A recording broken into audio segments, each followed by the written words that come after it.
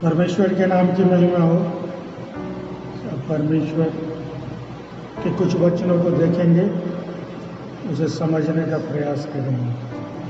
सबसे पहले हम एक वचन को पढ़ेंगे, याकूब 4:6।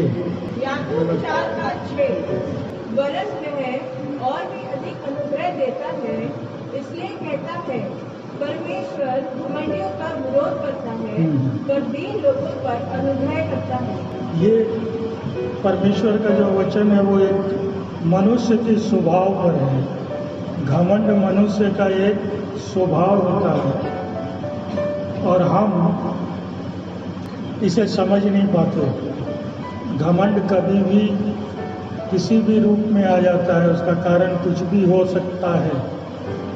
इसीलिए याकूब 4:6 कहता है कि परमेश्वर घमंडियों का विरोध करता है पर दीन लोगों पर अनुग्रह करता है। परमेश्वर स्वयं घमंड को नहीं देख पाता और उनका विरोध करता है, लेकिन मनुष्य का स्वभाव है वह घमंड में भर जाता है और उससे बहुत से परेशानियां भी होती हैं। ऐसा नहीं है कि घमंड आपको आया तो सब फायदे की चीज़ है, बहुत से परेशानियां हैं, लेकिन फिर भी मनुष्य का मन घमंडी हो ही जाता है। एक दूसरा वचन, नीति वचन 8:13। यहोवा का भय मानना बुराई से बैर रखना है। घमंड, अहंकार तथा बुरी बात और कुटिल बातों से मुझे घृणा है। नीति वचन 8:13। यहोवा का भय मानना, बुराई से बैर रखना, घमंड, अहंकार तथा बुरी बात और कुटिल बातों से घृणा है। नीति वचन साफ कहता है कि यहोवा का भय मानना, बुराई से बैर रखना। अगर आप परमेश्वर का भय आपके अंदर है, आप बुराई से दूर रहेंगे। बैर रखना मतलब दूर रहना। घमंड, अहंकार तथा बुरी बात और कुटिल बातों से मुझे घृणा है। परमेश्वर फिर कहता है कि घमंड करना, अहंकारी होना तथा बुरी बातों से क्या है, मुझे घृणा है। मैं कुटिल बातें सह नहीं सकता, उसे नहीं देख सकता। लेकिन अहंकार, घमंड, कुटिल बातें मनुष्य के हृदय से जुड़ी हुई है।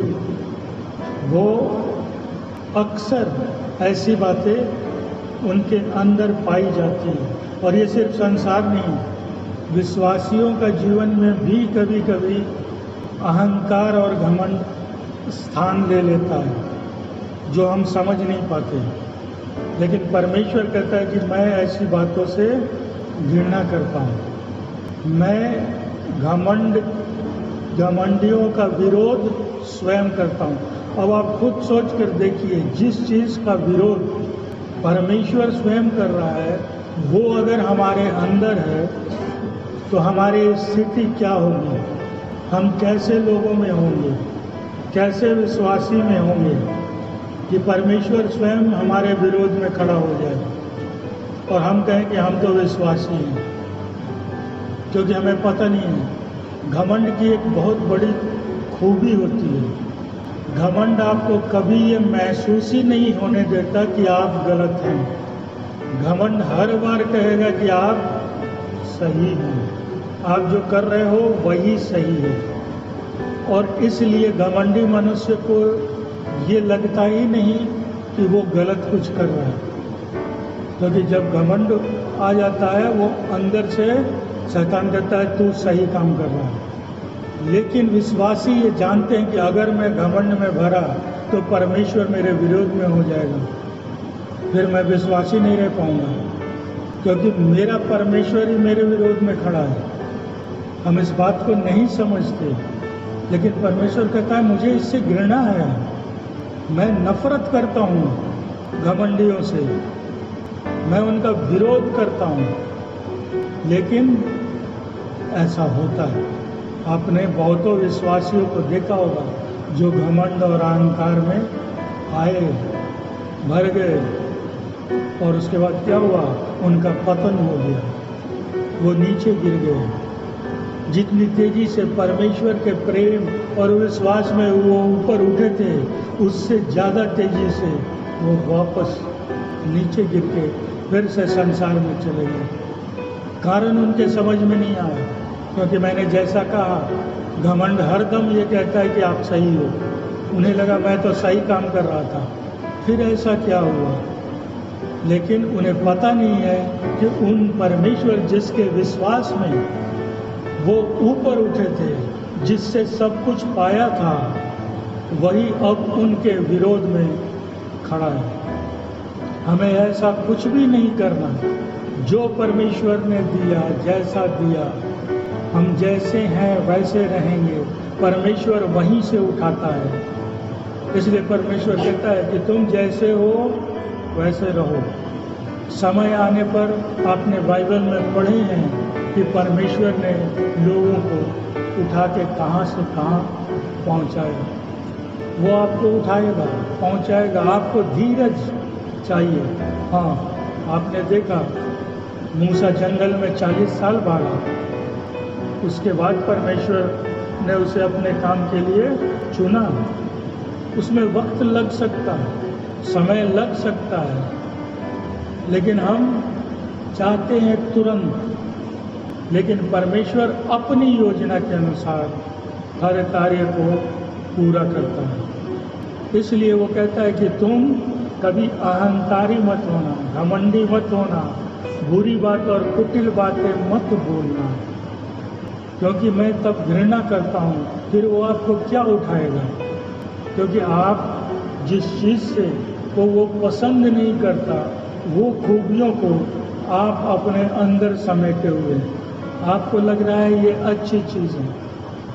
क्योंकि जब इंसान घमंड में कभी भी बोलता है तो वो अच्छी चीज़ नहीं बोलेगा, वो कुटिल बातें ही करेगा, वो बुरी बात ही करेगा सामने वालों से, क्योंकि वो अहंकार में डूबा हुआ है और उसे पता नहीं कि वो कितनी बड़ी गलती कर रहा है।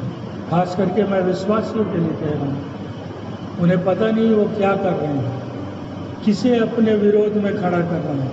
सिर्फ वो मनुष्य आपके विरोध में नहीं हुआ कि आपने उससे गलत बातें की, उससे कुटिल बातें की, उसको बुरी बातें कही घमंड में, बल्कि आपका परमेश्वर जो ऊपर बैठा है स्वर्ग राज्य में, वो भी आपका विरोधी हो रहा है, वो भी आपसे दूर हो रहा है। लेकिन अहंकार खुद ब खुद परमेश्वर का भय समाप्त कर देती है। और वचन में आपने कहा क्या पढ़ा? यहोवा का भय मानना, बुराई से बैर रखना। अगर परमेश्वर का भय समाप्त हुआ, आपके अंदर बुराइयां प्रवेश कर जाएंगी, आप चाहे माने या ना माने। यदि भय समाप्त हुआ, बुराइयों ने प्रवेश किया, परमेश्वर से आपका साथ छूटा, परमेश्वर आपसे दूर हो गए। और अगर आप दूर हुए, आप परमेश्वर का धन्यवाद नहीं करेंगे, आप उसके द्वारा पाई हुई चीज़ों को नहीं समझेंगे, उसे भूल जाएंगे, क्योंकि आप अब अहंकार में हैं, आपको परमेश्वर की ज़रूरत नहीं। वैसे आपको क्या ज़रूरत नहीं, परमेश्वर आपके विरोध में स्वयं खड़ा हो चुका है, जो आपको पता नहीं, आपको उसका ज्ञान नहीं, और आप धन्यवाद नहीं करेंगे, परमेश्वर की आराधना नहीं करेंगे। जबकि वचन क्या कहता है? पहला थिस्सलुनीकियों 5:18।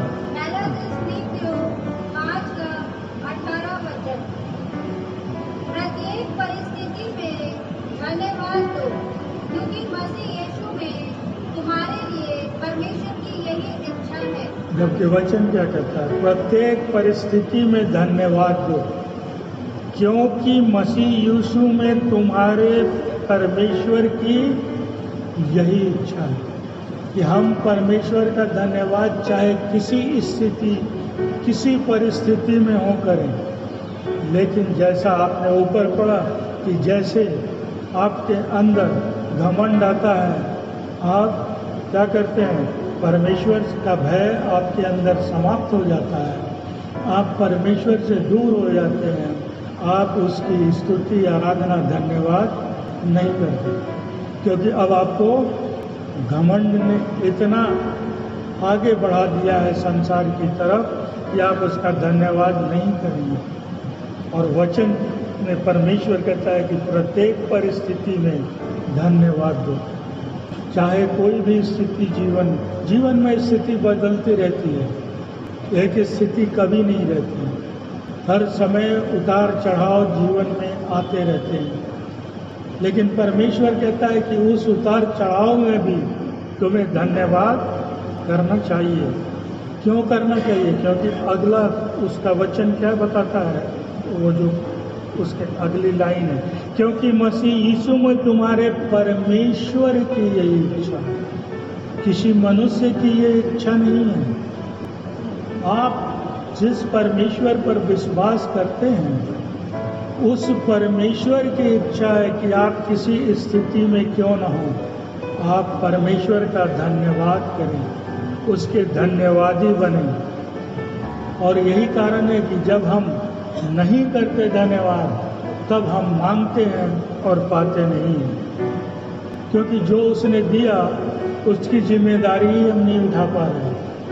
परमेश्वर आगे और क्या देगा? आज जो दिया उसी के लिए तुम नहीं बने रह सके मेरे में, तुमने उसका धन्यवाद तक नहीं किया, क्योंकि अहंकार ने तुम्हें ऐसा बना दिया कि तुम्हें लगता है कि ये मैंने अपने दम पर, अपने बुद्धि से, अपने ज्ञान से प्राप्त कर लिया। इसलिए परमेश्वर कहता है कि उसके बाद तुम मांगते हो, मिलता नहीं। क्योंकि घमंड से अगर आप कुछ भी मांगेंगे, परमेश्वर नहीं हो। कहता है दीन होकर। जब भी परमेश्वर को किसी दीन बनते उसके सम्मुख घुटने टेक कर जब भी पुकारा, आपने बाइबल में देखा है, परमेश्वर ने उसकी सुनी। हमारी आपकी भी सुनेगा, लेकिन हमें भी वैसा बनना है। हमें हर समय समझना है कि मैं कहीं हम कोई ऐसी बात न कर दें कि परमेश्वर ही हमारे विरोध में हो जाए, हमारे खिलाफ हो जाए, हमसे दूर हो जाए, और तब हम सब कुछ खो देंगे, क्योंकि हम कुछ भी पा नहीं सकेंगे। और घमंड हर स्थिति में वो चाहता है कि मनुष्य के, शैतान की मनुष्य के घमंड को हम पैदा कर दें। चाहे वो कुछ करेगा, कुछ धन दे दिया, कुछ जमीन दे दी, कुछ मकान दे दिया, कुछ भी कर दिया। विश्वासी कहाँ तक वो समझने लगते हैं कि मैं बहुत बड़ा बाइबल जानने वाला हूँ, मैं बहुत अच्छी प्रार्थना करने वाला हो गया हूँ, मैं बहुत बड़ा प्रचार करने वाला हो गया हूँ, मैं सब कुछ जान गया हूँ। और ये घमंड धीरे से आपके अंदर प्रवेश करेगा, ये विश्वासियों के जीवन में। क्योंकि अब आप परमेश्वर नहीं, अब तो बाइबल मुझे पूरा पता है। जबकि बड़े से बड़े जो दास रहे हैं, उनके जीवन को जब आप पढ़ेंगे, उनकी किताबों को, उन्होंने स्वयं लिखा है कि मैंने अब तक बाइबल को पूरा समझ ही नहीं पाया। मेरी मृत्यु मेरे नज़दीक है, लेकिन मैं बाइबल को समझ नहीं पाया। इतनी बार पढ़ा, लेकिन बाइबल के रहस्य को पूरी तरह से नहीं जान पाया। क्यों नहीं जान पाया? क्योंकि जब एक वचन को पढ़ता हूँ, एक रहस्य खुलता है, उसी वचन को जब दूसरी बार पढ़ता हूँ तो कुछ और निकल कर आता है, कुछ और रहस्य सामने आ जाते हैं। तो इस तरह मैं कुछ भी नहीं समझ पाया कि एक वचन में परमेश्वर ने कितनी चीज़ों को, कितने रहस्यों को छुपा कर रखा है। लेकिन जब घमंड आता है तो हम कहते हैं हम सब समझ गए, और यही आपके पतन का कारण होता है, आपके गिरने का कारण होता है। विश्वासी इसलिए डगमगाते हैं, इसलिए गिरते हैं, क्योंकि शैतान तुरंत कहेगा आप बहुत हो गए, तुम सब कुछ जान गए हो, अब क्या जरूरत है। लेकिन परमेश्वर क्या कहता है? हर एक परिस्थिति में करते रहो, चाहे तुम जान गए हो नहीं जाने, फिर भी करो, क्योंकि परमेश्वर कहता है कि बुद्धि और ज्ञान मेरी ओर से तुम्हें मिलेगा और तुम समझोगे। हम अपनी बुद्धि, अपने ज्ञान को समझते हैं कि हमने सब कुछ समझ लिया, लेकिन हम वैसा नहीं करना है, क्योंकि ऐसा करने से हमारा ही नुकसान है। घमंड बहुत खराब चीज़ है। अगर जीवन में एक बार प्रवेश कर जाए तो जीवन को बर्बाद कर सकती है। और क्या क्या कर सकती है, बाइबल बहुत सी चीज़ों को बताता है। अगर आप ध्यान से पढ़ेंगे तो आप जानेंगे कि एक चीज़ का प्रवेश आपके जीवन में आपको क्या कर देगा, आपके विश्वासी जीवन को तहस नहस कर देगा। इसलिए तो परमेश्वर कहता है घमंडी मत बनो, वरना परमेश्वर कभी नहीं कहता। अगर वो हमारे फायदे के लिए होती तो परमेश्वर क्यों हमें रोकता। लेकिन परमेश्वर कहता है नहीं, मुझे इन बातों से घृणा है। और कभी भी विश्वासी को किस बात का घमंड, उसे घमंड करना है तो अपने परमेश्वर पर करेंगे कि परमेश्वर ने मुझे सब कुछ दिया। आज हम यहाँ उपस्थित हैं, अपने कलीसिया में आराधना की, प्रार्थना की, वचन देख रहे हैं। क्या है? परमेश्वर ने ही तो किया। क्योंकि हमारी सांसों को, जो सांसें उसने आदम के समय फूंकी थी, उसको आज भी बरकरार रखा है। जिसके चलते, जैसा कि बाइबल कहती है, आदम जीवित प्राणी बना। कब बना? जब परमेश्वर ने अपनी सांस उसके नथने में फूंकी तो आदम जीवित प्राणी बना। उन्हीं सांसों से आज भी हम जीवित प्राणी हैं। इसलिए परमेश्वर की कलीसिया में, उसकी उपस्थिति में आज हम हैं। हमारा घमंड कहीं नहीं जाएगा। 1 मिनट में सोए रह गए, फिर आपका सारा घमंड, सारा गुरु, सारा अहंकार खत्म। इसलिए परमेश्वर कहता है कि तुम करो किसी भी परिस्थिति में, क्योंकि जो जिम्मेदारी दी है उसे तुम उठाओगे। और परमेश्वर ने क्या जिम्मेदारी दी? हर एक परिस्थिति में परमेश्वर का धन्यवाद करो, क्योंकि मेरी ये इच्छा है। आप दूसरे से कहें कि आप मेरे लिए धन्यवाद कर देना, वो नहीं। परमेश्वर कहता है प्रत्येक करेंगे। और जो जिम्मेदारी दी है वो क्या करें? परमेश्वर की जिम्मेदारियों को उठाएं। अगर आपको अच्छी आवाज़ दी है, परमेश्वर को समर्पित होकर उसके लिए भजन करें। अच्छी प्रार्थना दी है, दूसरे के लिए भी करें। आपको वचन की समझ दी है, दूसरों को समझाएं। क्योंकि परमेश्वर तो यही कहता है, मेरे सुसमाचार का प्रचार करो। इसलिए जो जिम्मेदारी परमेश्वर ने दी है वो आपको उठाना है। क्योंकि जिम्मेदारियां अपने कंधे से उठाई जाती हैं, तो इसलिए दूसरे के कंधे नहीं, आपको स्वयं करना है। हम अभी जीवित हैं, अपनी जिम्मेदारी उठाना है। अय्यूब 8:12। चाहे वे घास हरी हो और कटी हुई ना हो, फिर भी वे अन्य किसी भी पौधे से पहले सूख जाती है। क्या कहता है परमेश्वर का वचन? चाहे वह घास हरी हो और कटी भी न हो, फिर भी वह अन्य किसी भी पौधे से पहले सूख जाती है। कह रहा आपको बहुत हरा भरा दिखेगा घास, उसे काटा भी नहीं गया है, लेकिन उसका हश्र क्या होता है, उसका अंजाम क्या होता है? वो बाकी पौधों से पहले सूख जाती है, उसका अस्तित्व समाप्त हो जाता है। भले वो हरी भरी दिख रही है आज। इसलिए घमंड जब आप में आएगा, आपका भी हश्र, आपका भी अंजाम घास की तरह होगा। आप पहले सूख जाएंगे। दूर से तो दिखेंगे हरे भरे कि आप बहुत सही हैं, आपका जीवन बहुत हरा भरा है, लेकिन क्या कहता है? लेकिन वो हर एक पौधों से पहले सूखती है घास, आप भी पहले सूख जाएंगे। अगर घमंड आया, दूर से भले आप दिखे अच्छे खासे, लेकिन आपके मुरझाने का समय बहुत नज़दीक है, ये समझ लीजिएगा। क्योंकि घमंड आ गया है, अब बहुत कुछ आएगा। आप परमेश्वर के धन्यवादी नहीं बनेंगे, परमेश्वर से दूर होंगे। इसलिए आपको सूखने में, आपको मुरझाने में समय नहीं लगने वाला, आप नीचे गिरेंगे। इसलिए परमेश्वर कहता है कि घास को देखते हो, उसका उदाहरण दिया तुम्हें बहुत अच्छा लगता है, वो हरा हरा घास है, अभी कटा भी नहीं है, लेकिन कहता है कि उनका जीवन बहुत कम है, वो तुरंत समाप्त हो जाते हैं, मुरझा जाते हैं, और मुरझाए पौधे को कोई नहीं पूछता। उसी तरह मनुष्य अगर मुरझा गया तो परमेश्वर से दूर हो जाएगा और फिर कोई पूछेगा नहीं। एक समय आएगा जब आपके पास कोई आएगा नहीं, क्योंकि आप अहंकारी हो गए थे, आपने परमेश्वर की बातों को नहीं सुना। इसलिए हमें अहंकार से दूर रहना है, क्योंकि परमेश्वर नहीं चाहता। अय्यूब 8:13 परमेश्वर को भूलने वालों की गति ऐसी ही होती है, भक्तिहीनों की आशा टूट जाती है। अय्यूब 8:13 कहता है परमेश्वर को भूलने वालों की गति ऐसी ही होती है। कैसी?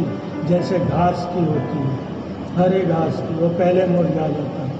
परमेश्वर आगे के वचन कहता है कि जो परमेश्वर को भूल गए उन मनुष्य की गति भी ऐसी ही होती है, हरे घास की तरह मुरझाते पहले हैं। भक्तिहीनों की आशा टूट जाती है। कह रहा है क्योंकि घमंड से आप मेरी भक्ति से दूर हो गए, तो क्या कहता है आपकी आशा टूट जाएगी। आपने जो आशा लगाई थी वो पूरी नहीं होगी, वो टूट जाएगी, टूट कर बिखर जाएगी, क्योंकि आप भक्तिहीन हो गए, अब परमेश्वर के धन्यवादी नहीं रहे। और परमेश्वर को धन्यवाद करना, जो परमेश्वर चाहता है कि हर एक परिस्थिति में करें, आप नहीं कर रहे। इसलिए विश्वासी अपने आप को बहुत सतर्क रखें कि इन सब चीज़ों का प्रवेश उनके अंदर न हो, घमंड का प्रवेश अंदर न हो, क्योंकि एक घमंड बहुत सी चीज़ों को आपसे दूर कर देगा, आपका भारी नुकसान करा सकता है एक घमंड। इसलिए परमेश्वर बार बार चेतावनी देता है कि मेरे विश्वासी ऐसे न बने। नहीं तो उसने उदाहरण दिया कि ऐसे लोगों का की गति ऐसी ही होती, जो मुझे भूल जाते, वो मुरझा जाएंगे, उनके जीवन में कोई आनंद, कोई शांति, कोई आशीषें, कोई चंगाई नहीं रह पाएगी, क्योंकि आप मुझे भूल गए और आपने जो आशा मुझ पर लगाई थी वो सारी टूट कर बिखर जाएगी। क्यों? क्योंकि आपने घमंड में प्रवेश कर दिया, और घमंड ने जब प्रवेश कर लिया आपकी आशा टूट गई। इसलिए नीति वचन 11:12 क्या कहता है? ये भी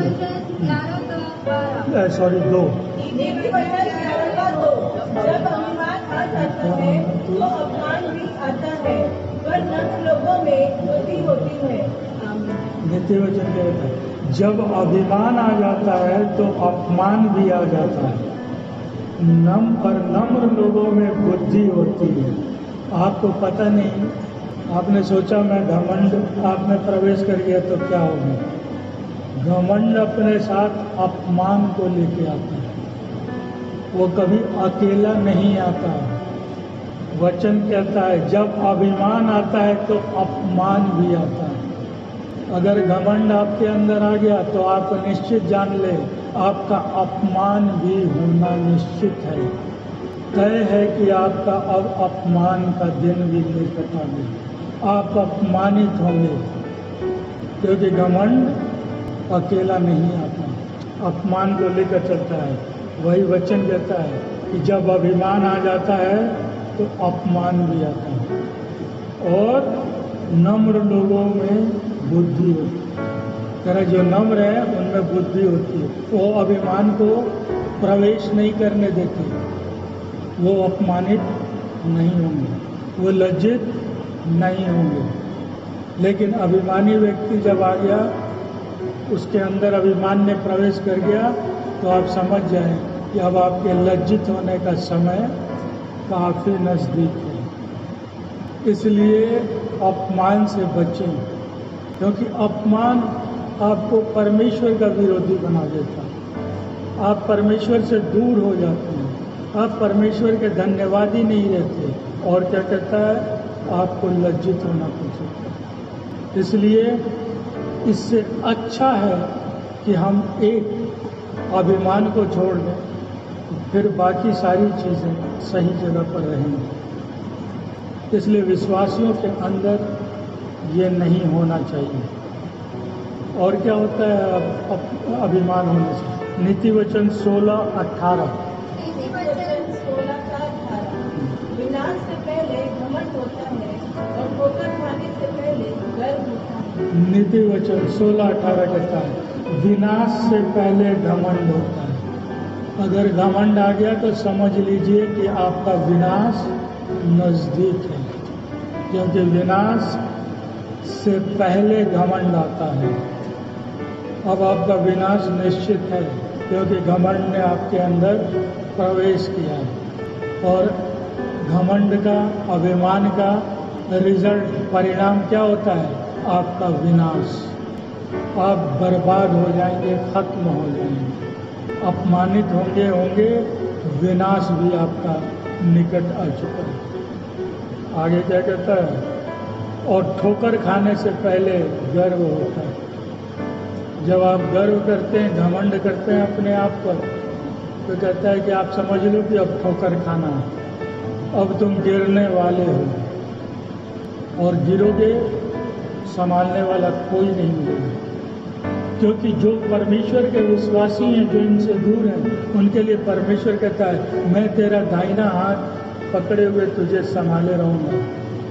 लेकिन आप चूंकि परमेश्वर से दूर हो चुके हैं, आपका दाहिना हाथ पकड़ने वाला वो परमेश्वर आपसे दूर है। संसार तो आपका बायां हाथ भी नहीं पकड़ेगा, और कहता है कि अब आप ठोकर खाओगे और गिरोगे बड़ी तेजी से, बहुत तेजी से नीचे गिरेंगे। आप एक अपमानित जीवन जिएंगे, लज्जित जीवन जिएंगे, ठोकरें खाएंगे, और उसके बाद क्या कहता है? विनाश, आपका नाश हो जाएगा। हम इसको बड़ी हल्की चीज़ में लेते हैं, अरे बोल दिया थोड़ा अभिमान में, घमंड नहीं। लेकिन परमेश्वर चेतावनी दे रहा है, कम से कम मेरे विश्वासी इससे बचो। आज इसलिए वो बातें कर रहा है कि हमारे अंदर इन सब चीज़ों का प्रवेश न हो। क्यों हम विनाश में जाएं? क्यों अपमान? परमेश्वर ने अपमानित जीवन के लिए नहीं बुलाया, परमेश्वर ने विनाश होने के लिए नहीं बुलाया, वो तो अनंत जीवन देने के लिए बुलाया। लेकिन हम अपने अंदर अभिमान को प्रवेश कराते हैं। परमेश्वर नहीं चाहता कि हम हर कदम कदम पर ठोकर खा के गिरें। वो कहता है मैं तुम्हें संभाले रहा हूँ। तो अब आपको देखना है, ठोकर खा के हर कदम पर गिरना है या परमेश्वर आपको संभाले। आप वो चाहते हैं, जो आप चाहते हैं वैसा आपके लिए होगा। घमंड को छोड़ना होगा, तब आप एक अच्छे जीवन को जिएंगे। नीति वचन 29:23। नीति वचन 29:23 मनुष्य का घमंड उसे नीचा कर देगा, परंतु धर्म आत्मा वाला आदर पाएगा। नीति वचन 29:23 क्या कहता है? मनुष्य का घमंड उसे नीचा कर देगा, परंतु नम्र आत्मा वाला आदर पाएगा। अगर आप में घमंड आ गया तो क्या होगा? आप नीचे कर दिए जाएंगे, आप नीचे हो जाएंगे। और आगे कहता है परंतु नम्र आत्मा वाला आदर पाए। आपका कोई आदर नहीं होगा, क्योंकि आपका हृदय नम्र नहीं, बल्कि उसमें घमंड है। और जब घमंड है तो आप नीचे कर दिए जाएंगे, आप जहाँ हैं वहाँ से नीचे आ जाएंगे। और इसलिए आपको घमंड को त्यागना होगा। अगर आप नीचा नहीं होना चाहते, विनाश नहीं चाहते, ठोकर नहीं चाहते, अपमान नहीं चाहते, तो एक ही उपाय है, घमंड को मत प्रवेश करने दीजिए। परमेश्वर से जुड़े रहिए, वो इन हर परिस्थितियों में आपको खुद कहता है कि नम्र जो है वो क्या करेंगे? आदर पाएंगे। आपका लोग आदर करेंगे, लोग कहेंगे कि हाँ ये परमेश्वर का भक्त है, परमेश्वर का विश्वासी है, इसका हृदय नम्र है। यशायाह 2:12। यशायाह 2:12 क्योंकि एक दिन सेनाओं का यहोवा प्रत्येक अभिमानी, अहंकारी तथा घमंड से फूलने वाले का लेखा अवश्य लेगा, जिससे ऐसा व्यक्ति नीचा दिखाया जाए। नीचा कर देगा, आपने पढ़ा। अब यशायाह 2:12 का कहता है, क्योंकि एक दिन सेनाओं का यहोवा प्रत्येक अभिमानी तथा अहंकारी तथा घमंड से फूलने वालों का लेखा अवश्य लेगा, जिससे ऐसा व्यक्ति नीचा दिखाया जाए। परमेश्वर का क्या कहता है कि जो अहंकारी हैं, घमंडी हैं, घमंड से फूल रहे हैं, अभिमानी हैं, कहता उनसे परमेश्वर स्वयं एक दिन लेखा लेगा, एक दिन हिसाब किताब पूछेगा। और उस समय क्या होगा? वचन आगे कहता है, ऐसा व्यक्ति नीचा दिखाया जाए। आप इसी तरह नीचे हो जाएंगे। जो आपने ऊपर पढ़ा कि मनुष्य घमंड उसे नीचा कर देता है, परंतु नम्र आत्मा वाला क्या करता है? आदर पाता है। और यहाँ पर वचन कहता है कि वो तुमसे हिसाब किताब लेगा। किनसे? अभिमानी, घमंडियों और अहंकारियों से। और उस दिन परमेश्वर के सामने भी आप नीचे होंगे। पहला वचन पढ़ा, संसार के सामने आप नीचे होंगे। ये वचन कहता है जब परमेश्वर लेखा लेगा आप नीचे होंगे, नीचे दिखाया जाएगा। परमेश्वर के सामने भी आप नीचे हो जाएंगे। किस लिए? क्योंकि आप अहंकार में। वो परमेश्वर का वचन कहता है घमंड से फूलने वालों। अरे अभी तुम खूब फूल रहे हो घमंड से, अभिमान से, अहंकार से, लेकिन जिस दिन परमेश्वर ने हिसाब किताब किया, लेखा लिया, उस दिन परमेश्वर की नज़रों में भी तुम नीचे हो जाओगे। फिर क्या फायदा? हम विश्वासी होकर इतनी प्रार्थना आराधना करते हैं, लेकिन मन के अंदर अगर हमने अहंकार को रखा है तो परमेश्वर ही कहेगा कि तुम क्या हो, तुम्हारी कीमत मेरी नज़रों में कुछ भी नहीं। आप संसार में भी नीचे होंगे, परमेश्वर से भी नीचे होंगे। लेकिन मनुष्य का, जैसे मैंने कहा, स्वभाव होता है और विश्वासियों के जीवन में भी अभिमान प्रवेश करता है। आप ये ना सोचे कि ये संसार के लिए है। तो बहुतों को आपने नीचे गिरते हुए देखा हो अपने आसपास, लेकिन परमेश्वर नहीं चाहता। वो चाहता है कि उसके लोग बचाए जाएं। क्योंकि जब घमंड आता है आप कुछ भी बोल देते हैं, लेकिन बाद में अगर आपको ज्ञान होता है आपको पछतावा भी होगा, मैंने क्या किया। आपको पता है फ्रांस में एक बटलर नाम का एक व्यक्ति था, बहुत अहंकारी। वो क्या कहता था कि यीशु ने अपने सुसमाचार प्रचार के लिए, वो कहता था ये एक धर्म है, उसे 12 चेलों को चुनना पड़ा। 12 आदमियों ने मिलके इसको आगे बढ़ाया, विश्वासियों के जीवन के, मसीही जीवन को। लेकिन मैं अकेला ऐसा व्यक्ति हूँ जो इसको खत्म कर सकता हूँ, इसे खत्म कर दूंगा। मैं अकेला, वहाँ तो 12 लगे तो आगे बढ़ाया, मैं अकेला इसे पूरी तरह से समाप्त कर दूंगा इस मसीहत को। और क्या हुआ? जब अंत में बीमार पड़ा तो उसके मुंह से यीशु के अलावा और किसी का नाम नहीं निकला। जब मौत के बिस्तरे पर लेटा, यीशु यीशु ही चिल्लाता रहा, जो एक दिन में खत्म करने वाला व्यक्ति था। उसका सारा अहंकार वहाँ पर टूट गया और उसने मरते समय, पेरिस फ्रांस में उसके बहुत बड़ा घर था, उसने मरते समय कहा कि मेरे इस घर को बाइबल सोसाइटी बना दिया जाए। और उसका पेरिस में घर जो है ब्रिटिश बाइबल सोसाइटी के नाम से, जो विश्व में एक सबसे बड़ी और बहुत ही महत्वपूर्ण सोसाइटी में एक मानी जाती है, बाइबल सोसाइटी। वो उसके घर में आज भी है, ब्रिटिश बाइबल सोसाइटी। तो अहंकारी भी समझते हैं, इसने एक दिन में बोला मैं अकेला समाप्त करूंगा, ये तो समाप्त नहीं कर पाया। लेकिन जब इसके दिन समाप्त होने आए तो ये वहीं पहुंचा जहां 12 चेलों ने प्रचार किया था। इसलिए घमंड को मत आने दीजिए। घमंड से लोगों ने आपको चोट पहुंचाई होगी, मैं कह सकता हूँ, क्योंकि अहंकारी व्यक्ति, मैंने पहले बोल दिया, वो अच्छी बातें नहीं करेगा।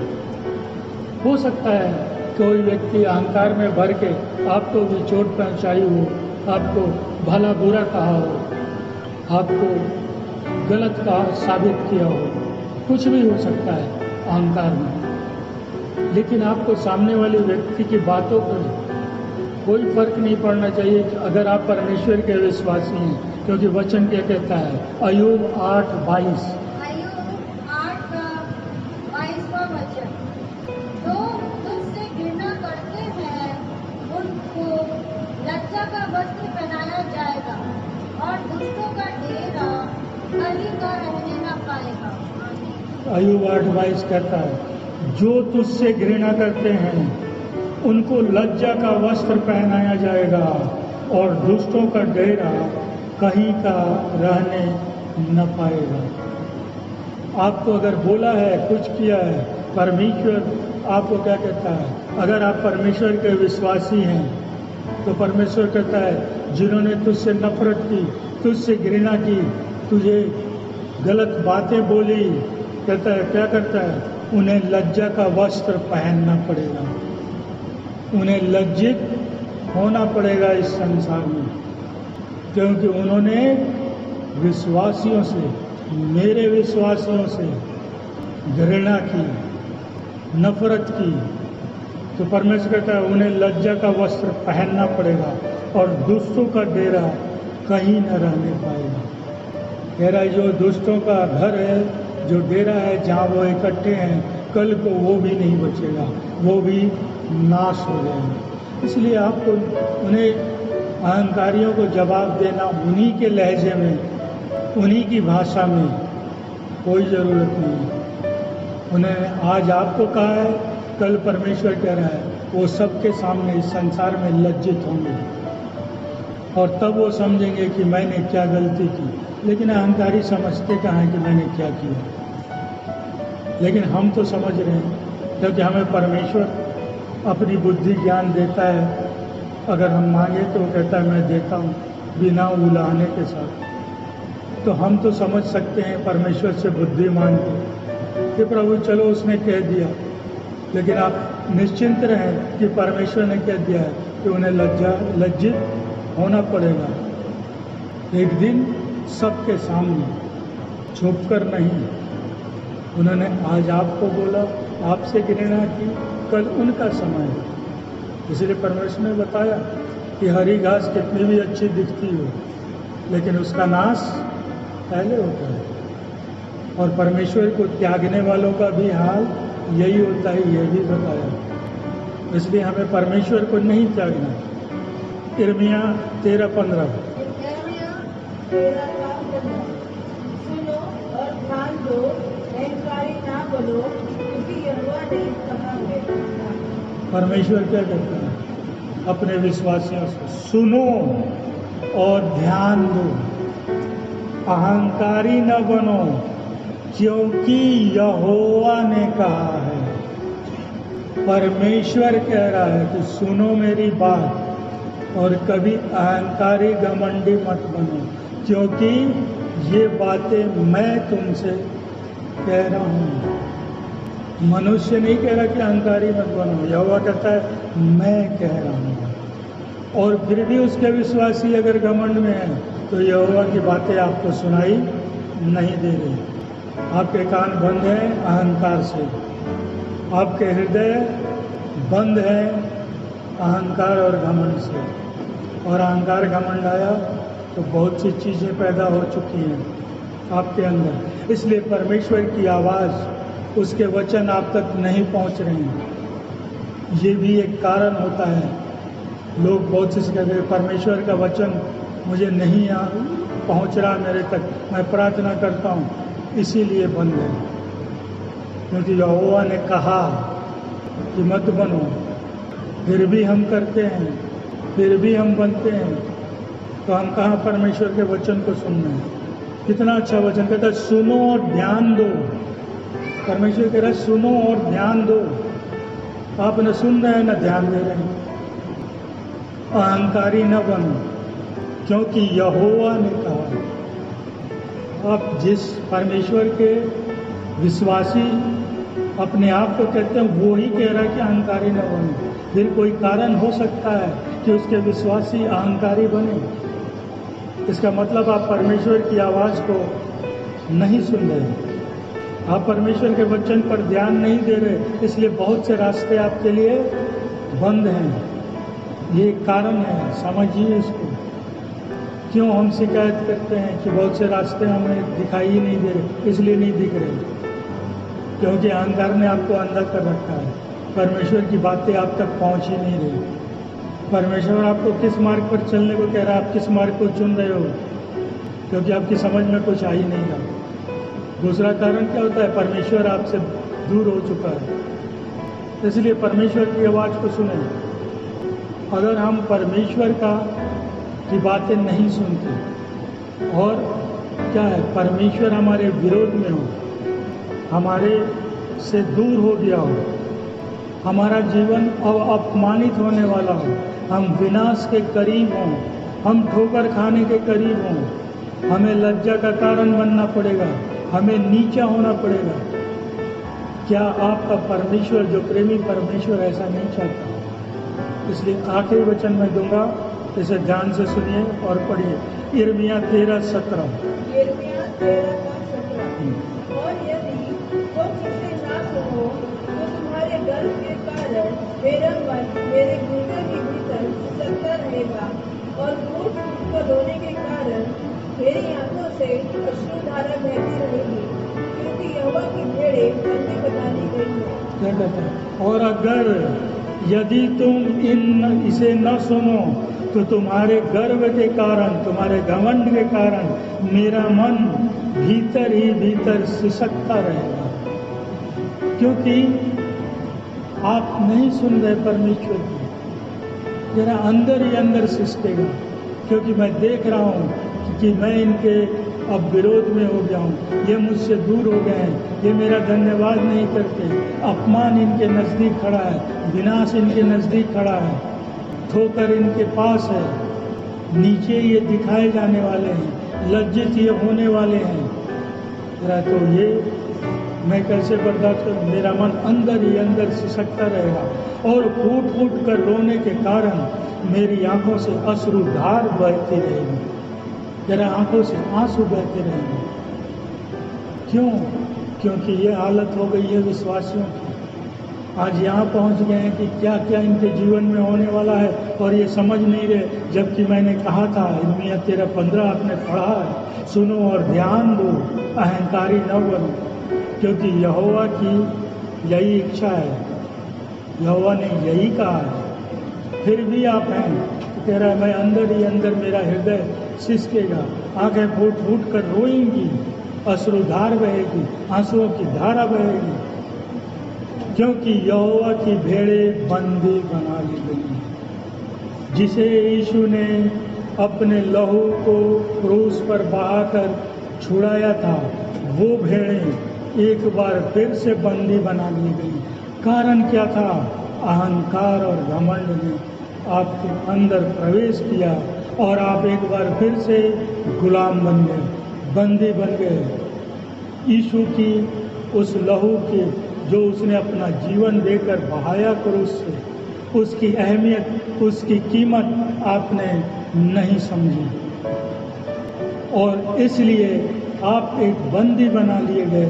इसलिए आंखें फूट फूट कर अश्रुधार बहेगी करता, आंसू बहाएंगे, हृदय सिसकेगा, क्योंकि तुझे मुक्त कराने के लिए मैंने अपने इकलौते पुत्र को धरती पर भेजकर उसका बलिदान कर दिया, तुम्हें छुड़ा लिया, और तुम छूटने के बाद, कुछ कदम मेरे साथ चलने के बाद एक बार फिर से गुलाम हो गए, एक बार फिर से बंदी गए। और गुलामी का कारण सिर्फ एक अहंकार और घमंड ने तुम्हारे अंदर प्रवेश किया, और उसके साथ बहुत सी चीज़ों ने तेरे अंदर प्रवेश कर लिया। तेरी आत्मा, तेरी आंखें, तेरे कान को बंद कर दिया। अब तुम मेरी आवाज़ कहाँ सुन रहे हो? इसलिए निर्णय आपको करना है कि आप एक घमंड को त्यागना चाहेंगे, या फिर से बंदी होकर जीवन बिताना चाहेंगे, जिससे आत्मा सिसकती रहे, आंखों से आंसू की धारा बहती है। निर्णय आपका, क्योंकि परमेश्वर कहता है सब कुछ बता दिया। आप चाहें तो अभिमान को अभी त्याग कर परमेश्वर से जुड़ सकते हैं, और नहीं तो आपका जीवन एक बार फिर से आप समझ लें, भले आप कलीसिया में आते हो, भजन करते हो, स्तुति करते हो, आराधना करते हो, लेकिन अगर आपके अंदर घमंड है, आप आज भी बंदी हो, आज भी गुलाम हो इस संसार के, इस शैतान के। इसलिए परमेश्वर ने आपसे बातें की, समझाया, बताया। समझना नहीं समझना हमारे आपके ऊपर। बंदी जीवन चाहते हैं, आज़ादी का जीवन चाहते हैं, ये भी हमारे ऊपर, आपके ऊपर। परमेश्वर से जुड़े रहें, बहुत ज़्यादा लाभ होगा। उसके लिए घमंड को त्यागना बहुत जरूरी है। परमेश्वर सबको आशीष दे।